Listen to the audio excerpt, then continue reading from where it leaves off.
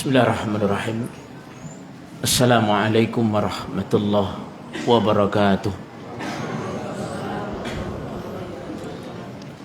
Alhamdulillah, nahmaduhu wa nasta'inuhu wa nastaghfiruh wa natubu ilaih wa na'udzu billah min syururi anfusina wa sayyiati a'malina. May yahdihillahu fala mudilla lah wa may yudlil fala hadiya lah. Asyhadu an la ilaha illallah wahdahu la syarika lah wa asyhadu anna Muhammadan abduhu wa rasuluhu sallallahu alaihi wasallam. Ya ayyuhalladzina amanu taqullaha haqqa tuqatih wa la tamutunna illa wa antum muslimun.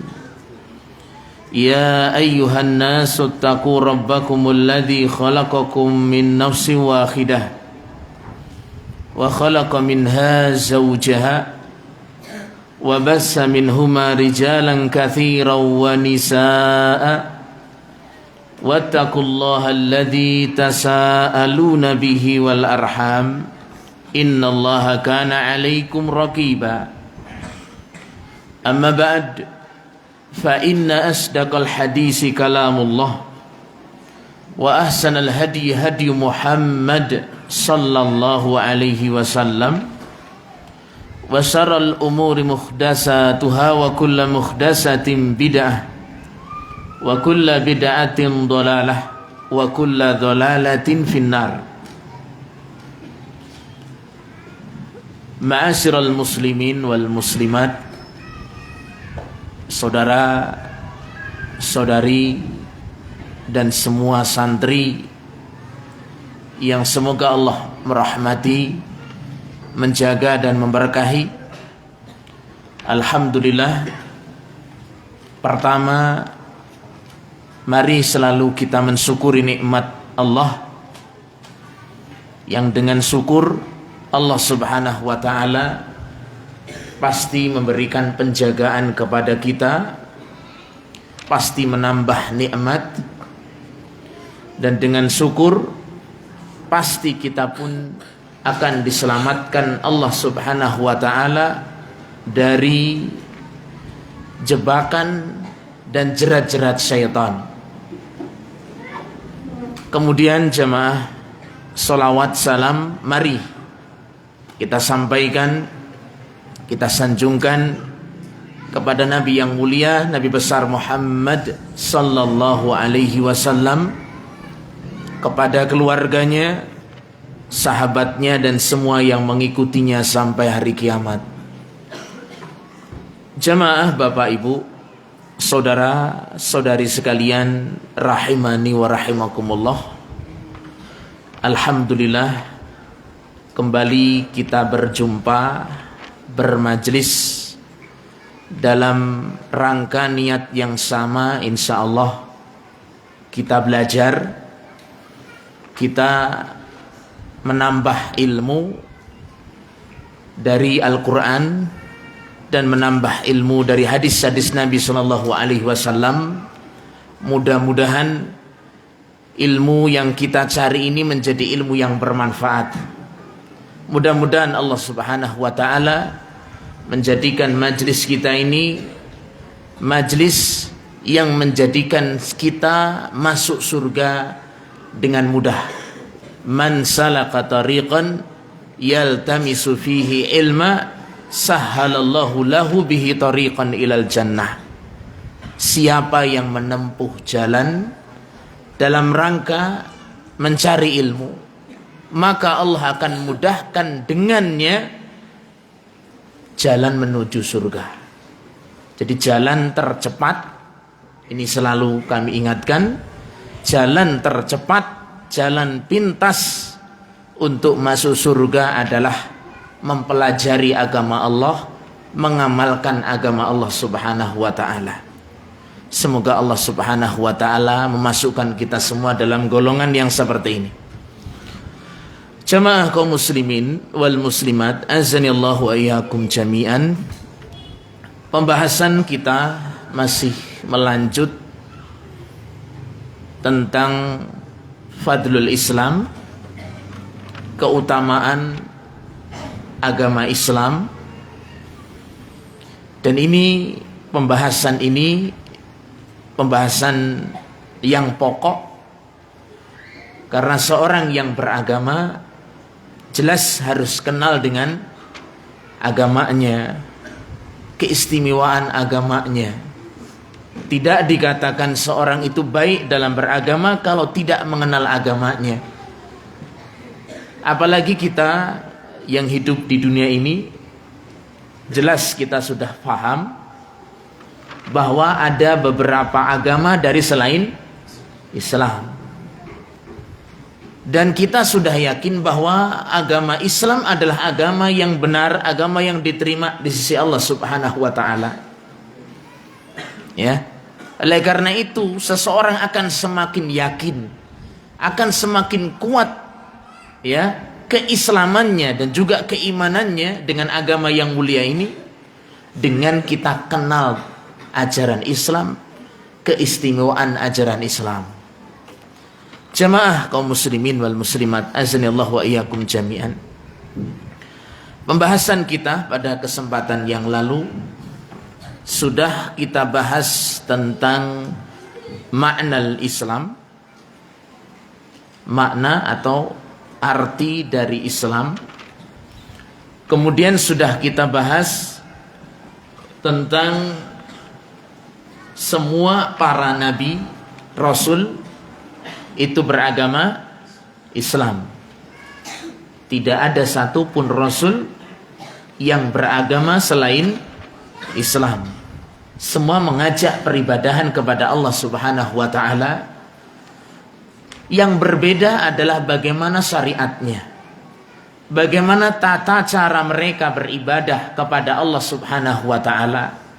Ada yang Allah Subhanahu wa taala jadikan berbeda, tapi maksud dari ibadah mereka, tujuan dari ibadah mereka sama, yaitu mentauhidkan Allah Subhanahu wa taala.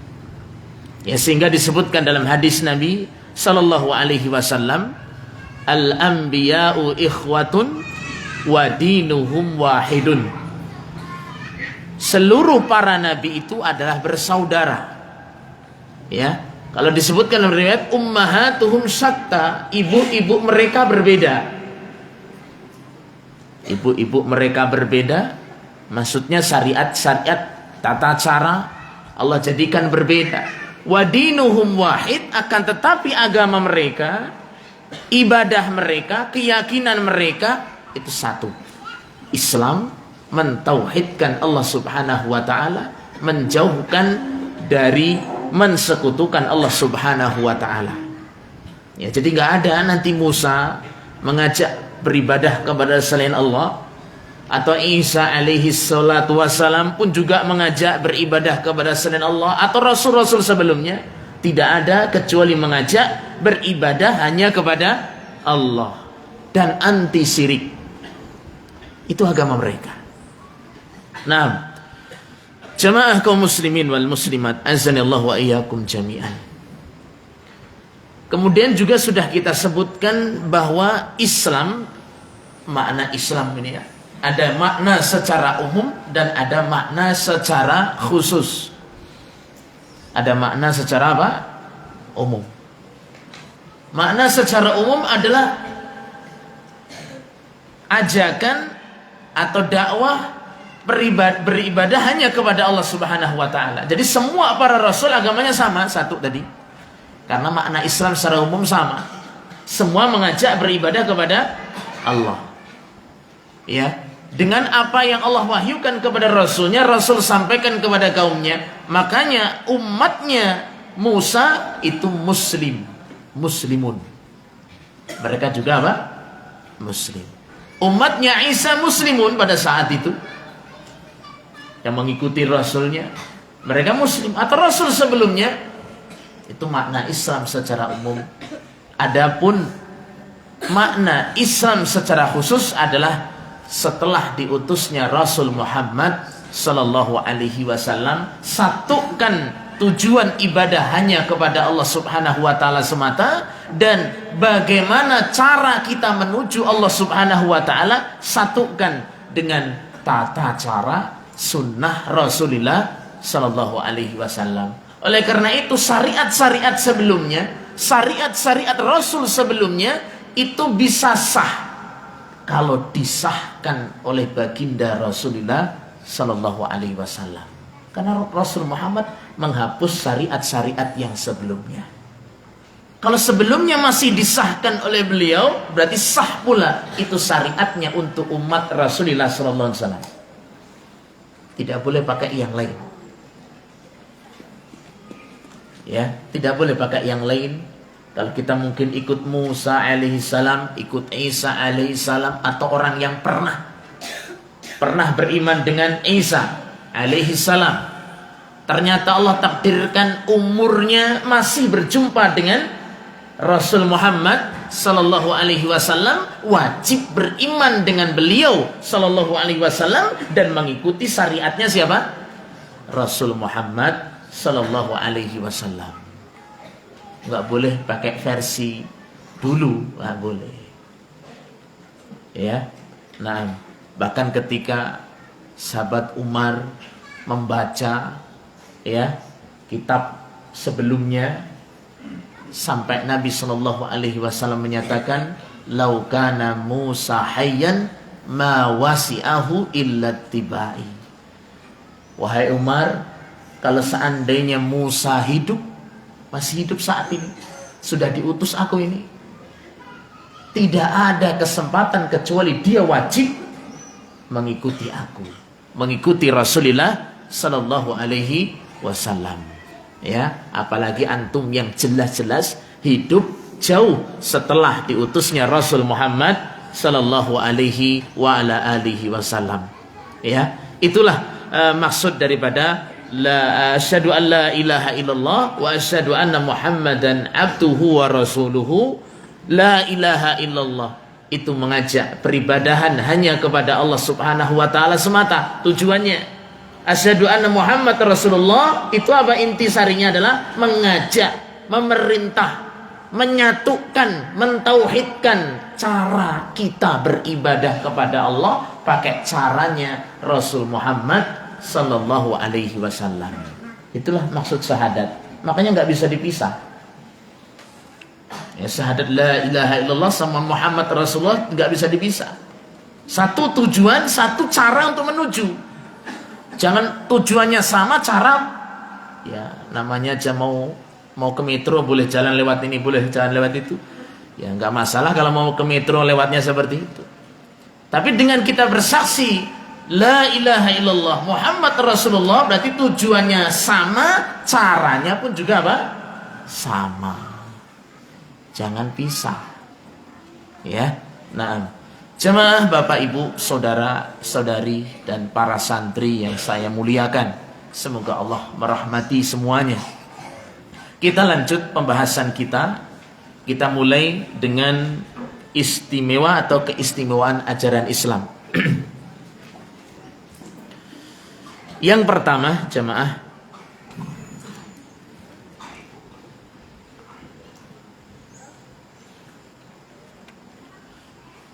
istimewa yang pertama, keistimewaan yang pertama, dan ini jauh beda dengan penganut yang lain. Al-Islamu dinut tauhidi. Bahwa Islam itu agama tauhid.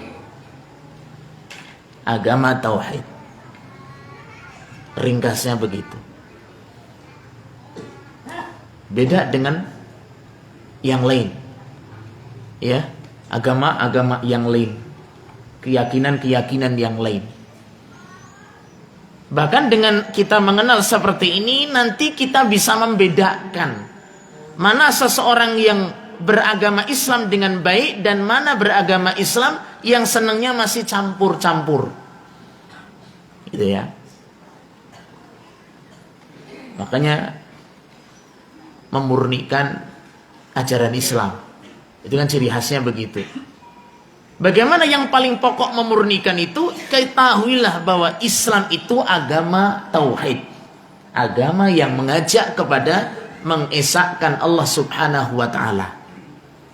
Tidak menduakan, apalagi menigakan. Kok menigakan? Apa ini? Menserikatkan Allah dengan selain Allah. Dan itu sudah Rasul bawa. Para Rasul sudah membawa seperti itu. Rasul Muhammad SAW pun juga pertama kali yang diserukan adalah seperti ini. Ciri khasnya adalah apa? Tauhid. Itu. Nggak ada sesembahan itu kok berbagai macam, nggak ada, kecuali yang hak cuma satu. Kalau yang disembah memang banyak, tapi yang hak, yang benar cuma satu. Dan ini harus jelas seperti ini, Pak ya. Oh, berarti kalau kita paham seperti ini berarti teroris, Ustaz. Mesti kalau membahas ini enggak, Bang, enggak harus seperti ini. Orang keyakinan yang benar, beragama yang benar, itu tidak mengharuskan kita ini bersikap dengan teroris tidak. Ya, nah. Jadi Islam adalah agama tauhid. Kita perhatikan dalam Al-Quran banyak sekali, atau juga dalam hadis Nabi Shallallahu Alaihi Wasallam. Salah satunya surat yang kita semuanya sudah hafal, ya, tanpa terkecuali, insya Allah. Surat apa? Al-Ikhlas. Semuanya sudah hafal. Ya, yang santri saking hafalnya sampai lupa ya. Saking. Itu tentang keesaan Allah Subhanahu wa taala. Dan itu tentang Allah Subhanahu wa taala itu ayat. Qul huwallahu ahad. Katakan Allah adalah Esa, tunggal, yang Maha Esa, satu. Nggak ada yang lain. Yang hak cuma Allah Subhanahu wa ta'ala. Berarti kalau ada sesuatu yang disembah, yang diagungkan, atau yang diyakini berlebihan, ya, yang diyakini memiliki kekhususan seperti Allah, misalkan mencipta, mengatur, memberi rizki, apalagi Pak? Itu rububiyah ya, rububiyah. Kalau uluhiyah misalkan berdoa, ya. Kalau ada yang selain Allah itu berhak seperti ini berarti sudah menyalahi agungnya ajaran Islam itu. Islam itu adalah tauhid. Itu. Jadi tidak ada ke orang menduakan Allah seperti ini. Oh, ini Allah iya, tapi ada utusan Allah yang juga ikut serta memiliki ini. Ikut mencipta, ikut memberi rizki, ikut memberi manfaat, ikut tolak bala. Berarti kan menyekutukan Allah. Ada selain Allah yang ikut serta, ikut andil, atau ikut memiliki, walaupun cuma sedikit. Ini sudah merusak. Padahal Islam itu tauhid. Ya, jadi majikannya cuma berapa? Atau Tuhannya yang yang kita ibadahi cuma satu. Coba kalau kita gambarkan dengan majikan jemaah. Ini kan istimewa ya. Kalau antum punya majikan dua dengan majikan satu, enak mana jemaah? Kalau kita gambarkan dengan majikan satu dengan majikan dua, kira-kira mudah yang mana ini jemaah? Orangnya kita satu, tapi majikan kita dua atau tiga. Sama-sama punya hak untuk memerintah kita. Enak satu atau tiga, Pak? Satu. Ini Tuhannya merintahkan ini, Tuhannya merintahkan itu, merintahkan kita satu.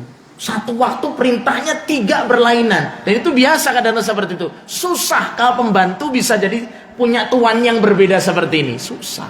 Ya kalau waktunya dibagi nggak masalah. Ini nggak ada pembagian seperti ini, sulit. Allah iya. Mohon maaf, dukun iya. Apalagi? Klenik iya. Bulan sial iya, bingung dia. Ya, bulan suro ini, kalau bulan suro ini kayaknya bahaya ini. Tapi Allah perintahkan nggak boleh, ini malah harus. Kira-kira milih yang mana, Pak? Oh, jaga-jagalah, mendingan nggak usah aja. Tengah-tengah. Bingung seperti ini. Jadi nggak bisa diikut sertakan selain Allah dalam hak-hak Allah Subhanahu wa taala. Islam itu adalah agama tauhid. Ya. Nah, Dan itu banyak disebutkan lagi jamaah azanillahu wa iyyakum jami'an, ya, tentang hal apa yang disembah dari selain Allah Subhanahu wa taala. Adakah yang menyembah matahari? Ada yang menyembah bulan? Ada yang menyembah pohon? Ingat, nyembah itu Bapak Ibu jangan selalu dipahami dengan sujud. Nyembah itu atau beribadah itu jangan selalu hanya dipahami dengan apa? Sujud. Saya nggak sujud Ustaz, cuma meyakini, ya sama, ya nggak harus sujud. Oh kita ini punya keyakinan ini, misalkan apa ini ya, kita keyakinan Hajar Aswad misalkan, Hajar Aswad, kita kan beribadah kepada Allah ya. Antum meyakini Hajar Aswad itu gimana ini? Bisa tolak bala enggak ini jemaah? Diyakini apa ini? Kalau sampai meyakini dengan nyentuh sekali ini, laris dagangan ini, tolak bala ini, ya nanti pulang-pulang langsung dapat apalah misalkan yang kita minta. Diyakini batu ini pembawa keberuntungan atau pemberi peruntungan, bahkan sampai seperti itu. Nah ini sudah bisa menyembah kepada selain Allah. Tinggal keyakinan. Walaupun nggak sujud kepada Hajar Aswad. Pohon, ada nggak yang nyembah pohon? Ya, walaupun nggak sujud. Pohon. Antum lewat ke pohon. Ya, pohonnya memang pohon keramat ya, yang lama sudah ratusan tahun hidup nggak mati-mati. Ya, antum kalau lewat ini perlu apa? Perlu apa?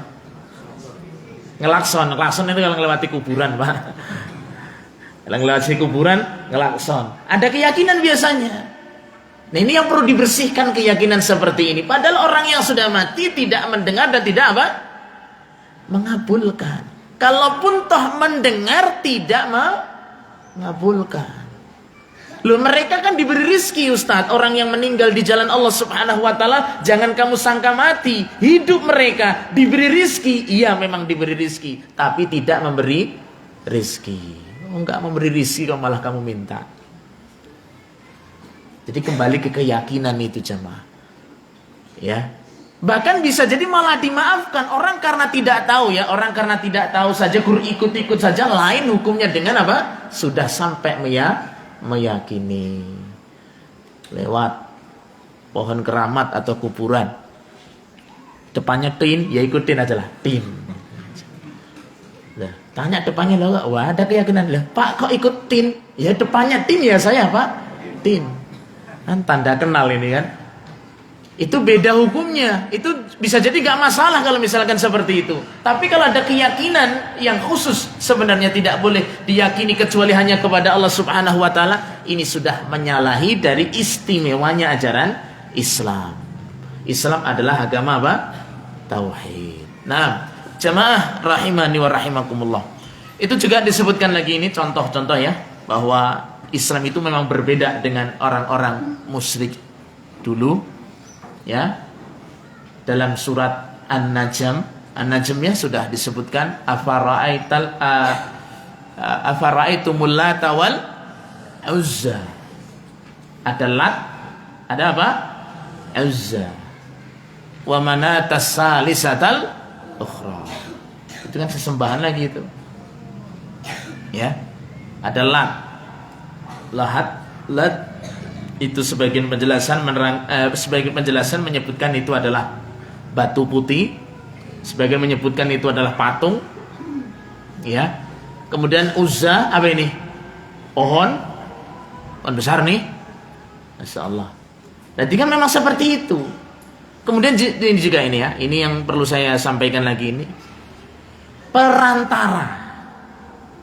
Ini perantara Pak ya.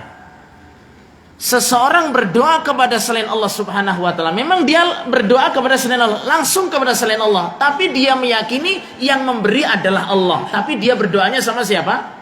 Allah. Ini mengambil perantara antara dia dengan Allah, selain Allah, dengan selain Allah. Ini bisa masuk dalam kesyirikan juga. Cuma mengambil perantara yang Allah tidak ridhai. Sebenarnya mengambil perantara atau bahasa kitanya dengan tawasul. Tawasul itu disyariatkan jemaah. Tawasul. Antum pernah tawasul nggak ini? Pernah apa? Sering? Apa belas? Ya tinggal tawasul yang gimana. Jadi tawasul itu dalam Islam ada dan ada yang disyariatkan dan memang ada. Kita ini disuruh untuk tawasul. Ya, untuk mencari perantara. Tapi perantara yang kita gunakan untuk menuju Allah, meminta dari apa yang kita minta dari Allah Subhanahu wa taala itu dengan perantara yang Allah ridhoi. Salah satunya dengan apa? Nama Allah dan sifatnya. Atau yang berikutnya amal soleh. Atau yang mungkin masih boleh ini tawasul dengan doanya atau titip doa dari orang-orang yang soleh masih apa jemaah? Masih hidup. Itu masih boleh kalau gitu. Tapi yang jadi bermasalah tadi adalah menjadikan perantara antara dia dengan Allah Subhanahu wa taala orang-orang yang sudah tiada. Walaupun meyakini apa? Cuma sekedar laporan supaya kami ikut didekatkan kepada Allah Subhanahu wa taala, tapi kami minta kepada mereka. Ini sudah bisa masuk dalam menyekutukan Allah Subhanahu wa taala. Jelas ya Pak ya? Ini contoh-contoh aja ya.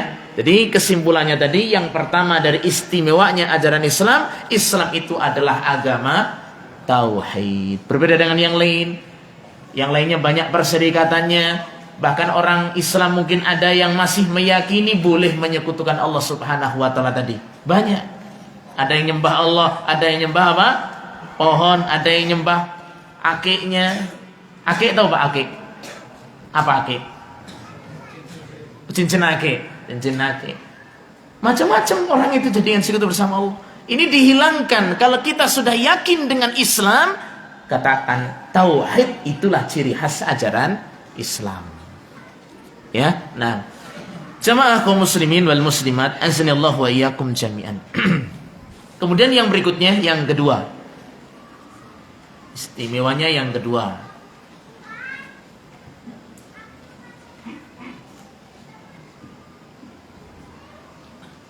Yang kedua adalah al-islamu kamilun atammal kamal. Islam itu agama yang sempurna, paripurna. Ini istimewanya ajaran Islam. Kalau pertama tadi apa? Tauhid ya Pak ya. Nah, ini harus jelas, harus tegas. Ya, jangan lembek. Kalimat tegas itu bukan berarti nanti mengkafirkan nanti Pak ya. Tidak. Harus diperinci, harus diteliti. Yang kedua ini Islam sempurna paripurna. Islam dari segala sisi. Ajaran Islam itu sempurna. Dalilnya yang paling disebutkan para ulama yaitu surah Al-Maidah ayat yang ketiga. Al-yawma akmaltu lakum dinakum wa atmamtu alaikum ni'mati wa raditu lakumul islama dina. Pada hari ini telah aku sempurnakan. Hari apa ini? Bukan hari ini ya. Baru turun hari ini berarti belum sempurna.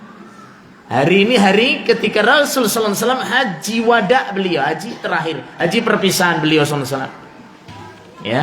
Pada hari ini al-yauma akmaltu lakum dinakum. Aku telah sempurnakan kepada kalian agama kalian. Wa atmamtu alaikum ni'mati, dan aku telah sempurnakan kepada kalian nikmatku. Ini juga menunjukkan nikmat yang paling besar itu adalah Islam, Pak ya. Nikmat besar. Kembali kepada ayat kesempurnaan ini, jemaah. Berarti kalau sempurna tidak butuh tambahan, tidak butuh apa? Pengurangan. Sehingga disebutkan dalam hadis yang lain dan riwayat yang lain, ma baqiya say'un yuqarribu bihi minal jannah wa yubaidu anin nari illa wa qad buyyina lakum. Tidak tersisa sedikit pun perkara yang menyebabkan masuk surga atau perkara yang menjauhkan dari neraka kecuali sudah dijelaskan. Itu Islam. Berbeda dengan yang lain.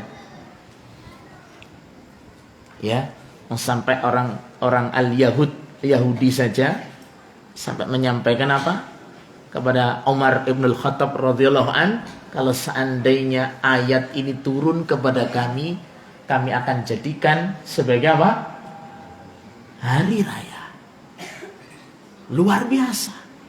Jadi kita sebagai umat Islam itu bangga jemaah memiliki syariat Rasulullah sallallahu alaihi wasallam yang disempurnakan oleh Allah Subhanahu wa taala. Yang sempurna. Kalau ingin mendekatkan, memasukkan, mencari sebab-sebab masuk surga, sudah ada dalam apa? Islam. Kalau ingin mencari apa saja yang menyebabkan masuk neraka, sudah ada dalam Islam. Ya. Jadi serba ada semua. Jangan sampai sebagian orang itu kan menyatakan Islam itu ya kurang. Islam itu berlakunya ya pas zaman Nabi saja, sisanya itu ya tinggal dikembangkan aja, nggak boleh. Jadi nggak usah ada apa ini inovasi dalam ajaran Islam ini, nggak ada Pak. Tapi kalau urusan dunia silahkan, jangan gitu-gitu aja, ikuti perkembangan apa zaman. Urusan dunia gitu-gitu aja ya, tinggalan Pak. Silahkan. Asal dalam urusan dunia adalah apa? Boleh. Al-aslu fil asya al-ibaha. Asal dari segala sesuatu adalah mubah. Urusan dunia. Asal dalam urusan agama ini, urusan din itu adalah mamnu, dilarang sampai ada dalilnya. Jelas ya? Ini kaidah sangat masyhur ini. Jadi tidak boleh seseorang itu meniatkan untuk beribadah, meniatkan untuk mendekatkan diri kepada Allah Subhanahu wa taala. Memang tujuan yang pokok atau mendominasi adalah akhirat, kecuali harus menyertakan apa? Dalil. Harus apa? Dalil. Jangan melangkah dulu baru cari dalil. Cari-cari ra ketemu mumet aku wis kadung deh. Temukan. Tapi kalau urusan dunia, walaupun nggak ketemu dalil, silakan, itu asalnya boleh, selagi tidak ada dalil yang melarangnya. Itu urusan apa? Dunia. Memang tujuan pokoknya yang ada padanya adalah untuk dunianya. Nah, jemaah azanillahu wa iyyakum jami'an.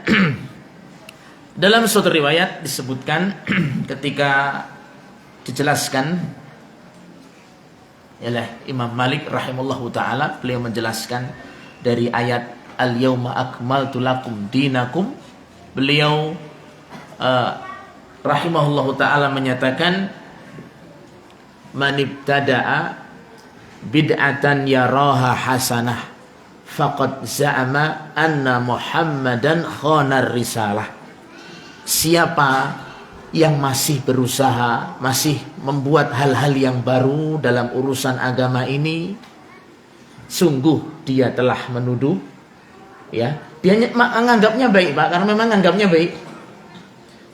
Hakikatnya dia menuduh Muhammad sallallahu alaihi wasallam telah mengkhianati risalah. Ada risalah yang masih disembunyikan oleh Rasulullah sallallahu alaihi wasallam.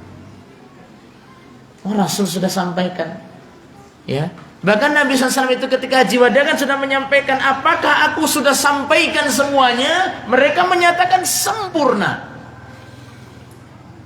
Para sahabat sudah merasakan sempurnanya ajaran Islam, ya, betul-betul sudah sempurna. Kita ini belum belajar sampai mendalam sudah menyatakan Islam apa? Kurang. Yang kurang itu kita. Cobalah kalau kita perhatikan jemaah ya, 24 jam apa sunnah Nabi Shallallahu Alaihi Wasallam. Mau tidur lengkap ritualnya.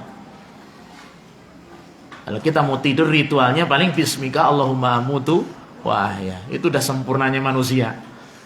Ya, padahal ritualnya lengkap mau tidur. Ya berwudu kah? Kemudian apa? Baca apa ya? Ayat kursi, Al-Ikhlas, Al-Falaq, An-Nas, Itu berulang 3 kali itu.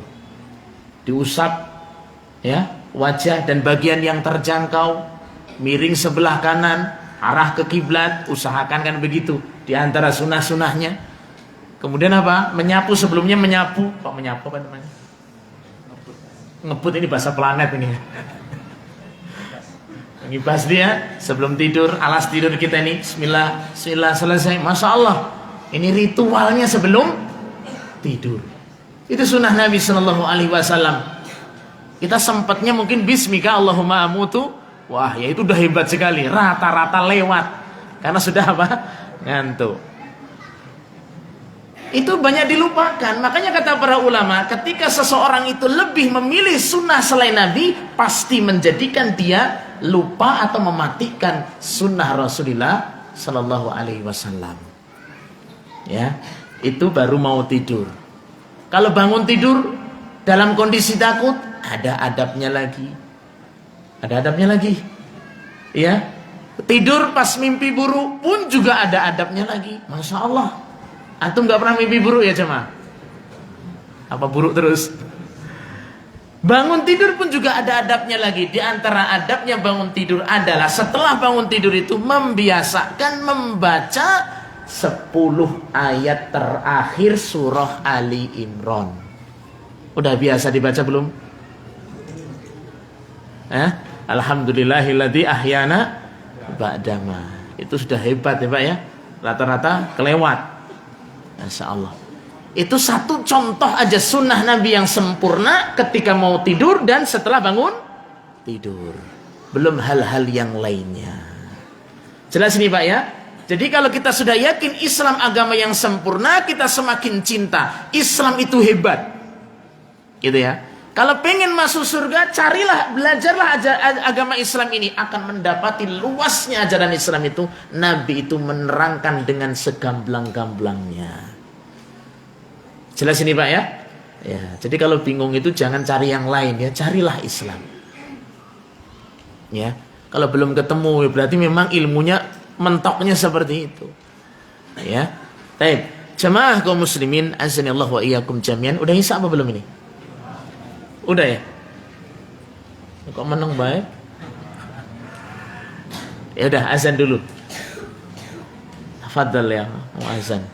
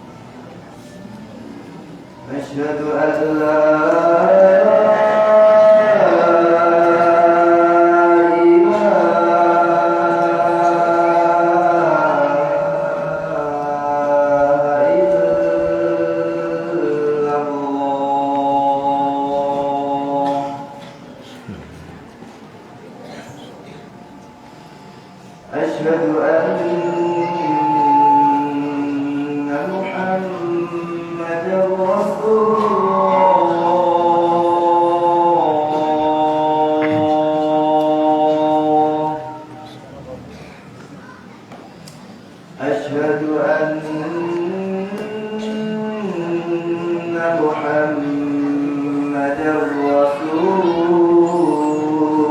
الله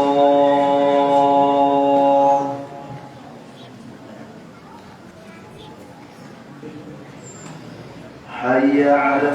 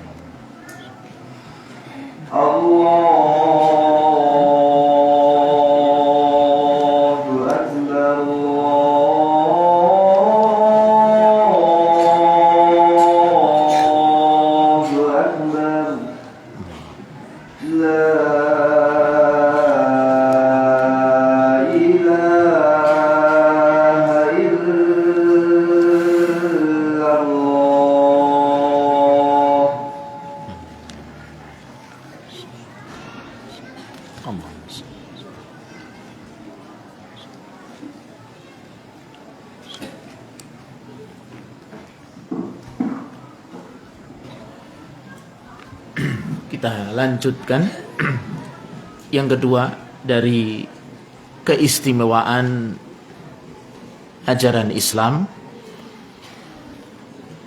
Tadi kita sebutkan Islam kamilun, agama yang sempurna, paripurna. Setiap perkara yang menyebabkan masuk surga pasti dijelaskan oleh Islam, dan perkara yang menyebabkan masuk neraka pasti Islam pun juga sudah menjelaskan. Berarti belajarlah, dalamilah ajaran Islam ini, pasti kita akan jumpai Islam itu adalah serba ada. Ya, nah. Kemudian jamaah azanillahu wa iyyakum jami'an, dengan kita sudah yakin bahwa ajaran Islam adalah sempurna, kita harus memahami bahwa kita mengikuti Islam atau mengikuti Rasul sallallahu alaihi wasallam harus bersesuaian dalam 6 hal. Harus bersesuaian dalam 6 hal. Yang pertama adalah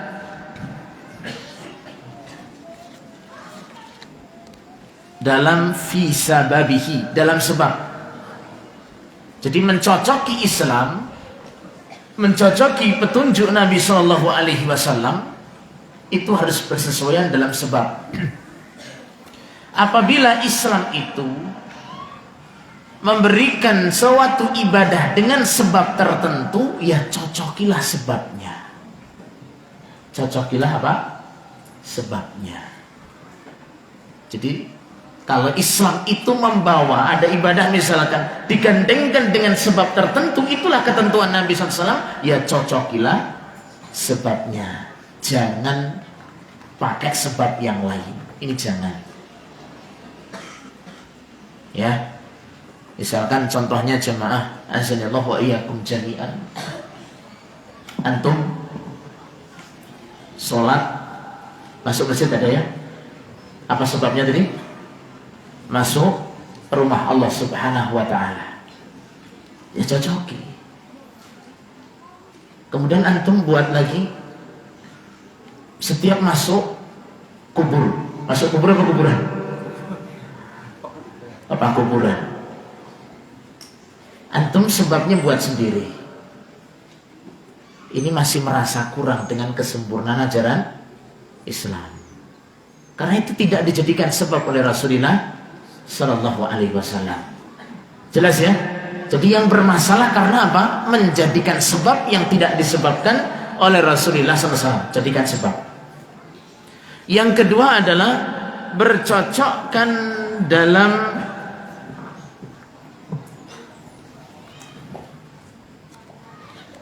tata cara, kaifiyah. Ini bercocokkan dalam kaifiyah, coba. Kalau dalam ajaran Islam ada suatu ibadah yang kaifiyahnya sudah Rasul tentukan atau Allah tentukan, maka cocokilah kaifiyah tersebut atau tata caranya. Bisa dipahami nih ya.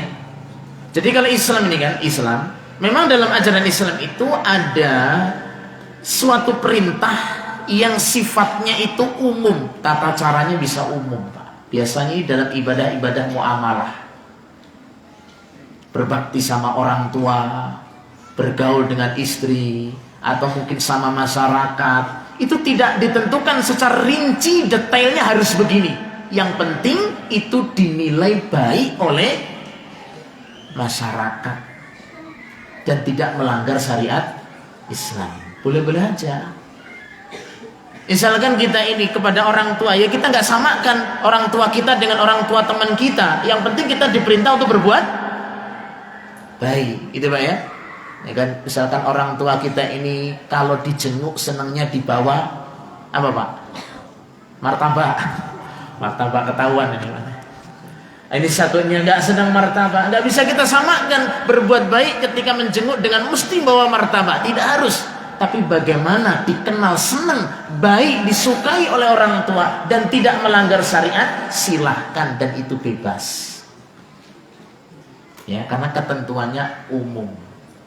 Tapi perhatikan yang ini, kalau dalam Islam itu sendiri Rasul Shallallahu Alaihi Wasallam memerintah sekaligus memberikan tata cara secara khusus, maka jangan pakai tata cara selain Rasulullah Shallallahu Alaihi Wasallam.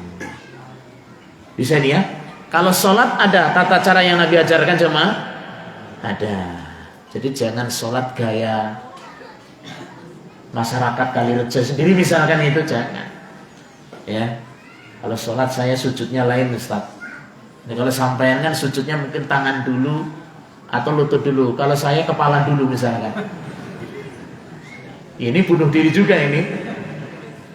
Tapi pakai gaya tersendiri jangan. Kalau sudah ada ketentuannya, ikuti ketentuannya. Kemudian jamaah azanillahu wa iyyakum jami'an, jenis. Yang berikutnya adalah jenis. Bercocokkan dengan Islam pada jenisnya. Kalau Islam menentukan jenisnya, jangan berbeda Pak. Kalau kita yakin Islam itu sempurna, jenis yang ditentukan dalam Islam, ya kita ikuti. Jangan berbeda. Misalkan berkurban. Berkurban itu pakai apa? Hewannya kambing, sapi. Kalau nggak sapi kerbau ya. Ya. Terus habis sapi apa? Unta. Pakai ayam? Nggak bisa. Karena sudah ditentukan jemaah. Pakai gajah? Nggak bisa. Telur? Nggak bisa. Cicak apalagi? Ini nggak masuk. Jadi jenisnya sudah ditentukan jemaah. Ini nggak boleh neko-neko lagi kalau sudah ditentukan seperti itu. Ya, nah, kemudian jamaah rahimani wa rahimakumullah, dalam masalah adatnya, jumlahnya, kalau itu jumlah sudah ditentukan, ikutilah jumlahnya. Ingat ya, kalau Islam sudah menentukan jumlahnya, cocok ya Pak, jumlahnya. Tapi kalau Islam itu luas, sifatnya mutlak itu jumlah, maka amalkan dengan sifat yang mutlak, umum. Bisa ini? Ya, jadi jangan dilebihkan. Antum azan, azannya biar takbirnya berapa kali kalau azan? Ada berapa? 2 tambah 2? 4. Antum jadi berapa? Karena suaranya bagus akhirnya jadi 6 Pak. Nggak bisa. Itu sudah ditentukan jumlahnya, nggak usah ganti-ganti lagi. Ya, nah itu contoh saja. Silahkan dicontohkan banyak. Ya. Kemudian yang berikutnya waktu, kemudian juga tempat sekaligus ini. Saya sampaikan nggak satu persatu. Jadi kalau Islam sudah menentukan waktunya, tetapkan sesuai apa? Waktunya. Nggak boleh yang lain. Nggak boleh yang lain. Ini waktu sholat, sudah waktu sholat, jangan di luar waktu sholat baru sholat. Nah, itu contoh saja. Atau nanti ini waktu haji kan sudah ditentukan, nggak boleh antum Ramadan hajinya di bulan Ramadan, nggak bisa. Ya, kalau sudah ditetapkan waktunya, atau kalau sudah ditetapkan tempatnya, Anda tawaf kemana? Kalau tawaf ibadah itu, tawaf ya apa? Di mana tempatnya? Sudah apa? Mengitari apa? Ka'bah. Antum tawafnya bukan Ka'bah, tapi tawafnya ganti apa? Kubur. Kalau kuburan apa? Ya. Nah seperti itulah ya. Jadi harus bersisa dalam 6 perkara. Oleh karena itu kami simpulkan lagi dari Syekh Shalih Fauzan menyebutkan perbuatan yang baru dalam urusan agama ada beberapa bentuk ini. Ya. Perbuatan baru dalam urusan agama ada beberapa bentuk. Yang pertama, yang la aslalahu, yang tidak ada asal usulnya. Ini yang pertama, Pak. Jadi murni ibadah yang tidak ada asal usulnya. Ini belas, Pak. Mau cari dalil nggak ada. Cuma murni dari luar Islam kemudian dimasukkan dalam Islam. Satu. Ini pertama. Asalnya nggak ada dari Islam. Sepakat manusia mengatakan ini bukan dari Islam, tapi dimasukkan dalam Islam. Contohnya cari sendiri lah, Pak ya. Ini dari mana? Dari Islam memang nggak ada. Darinya ya dari agama yang lain dimasukkan ya. Satu. Yang kedua adalah sesuatu yang ada dalil, maksudnya ada dalil secara awalnya ada dalil, sesuatu yang ada dalil, cuma nggak ada dalilnya dari sisi kaifiyah, tata cara. Jadi barunya dalam sisi tata cara. Kalau penamaan itu ya memang ada dalil. Jadi baru dalam sisi apa ini? Tata cara. Seperti misalkan contoh ini, antum berwudu dimulai dengan apa? Mencuci tangan, Anda niat ya, jelas mencuci tangan, kemudian Anda berkumur, basuh wajah. Ini Anda pakai tata cara yang lain, ganti, dimulai dengan kaki dulu baru seributnya. Kemudian dia mengatakan, loh kamu kok berwudu seperti itu? Emang wudu nggak boleh? Ini pas apa nggak pas, Pak? Pas apa nggak pas? Wudu boleh apa nggak boleh? Boleh, disyariatkan. Penamaan dari wudu dan syariat wudu memang ada dalilnya, tapi yang bermasalah apanya? Tata caranya. Jangan salah wudu. Tata cara yang seperti itu yang bermasalah, yang menunjukkan kurang meyakini kesempurnaan ajaran Islam. Atau sholat misalkan, antum sholat tadi ya, misalkan jamaah rahimani wa rahimakumullah, antum sholat, Nabi SAW itu kan mengajarkan kalau mengangkat tangan dalam takbir itu tangannya setinggi bahu satu, kalau enggak sejajar atau setinggi daun telinga. Punya telinga enggak ini? Nah, angkat tangan sejajar bahu atau daun telinga. Ada orang yang sholat bukan seperti ini lagi, tapi gini, angkat tangannya sudah suruh angkat tangan memang ya. Gini, angkat tangan. Allah, sampai sini pun juga mohon maaf sambil muter-muter lagi. Kemudian ketika ditegur, loh kok seperti itu? Ya, nggak boleh seperti itu. Loh, orang sholat kok dilarang? Kira-kira jawabannya pas apa enggak, Pak? Nggak pas. Nggak ada, nggak boleh. Orang Islam itu melarang sholat jelas nggak boleh. Itu bukan orang Islam kalau sampai seperti itu. Yang jadi masalah adalah perkara barunya karena tata caranya. Itu harus dibedain. Baru yang ketiga, jamaah azanillahu wa iyyakum jami'an, yang ketiga itu adalah dalam hal jumlah atau adatnya. Jadi ya. Jadi secara penamaan ada dalilnya, cuma jumlah-jumlah yang dia tambah-tambah. Jadi yang bermasalah tambahannya bukan dari sisi penamaan amalan itu, karena amalan itu adalah disyariatkan. Sudah? Baru yang terakhir. Yang terakhir dari sisi perkara yang baru itu, ya, yang ini menyelisih dari kesempurnaan ajaran Islam adalah apa? Tahsis, mengkhususkan yang tidak dikhususkan Rasulullah SAW. Nah ini jemaah ya, harus dipahami nih, ya. Antum baca Quran malam Senin boleh nggak?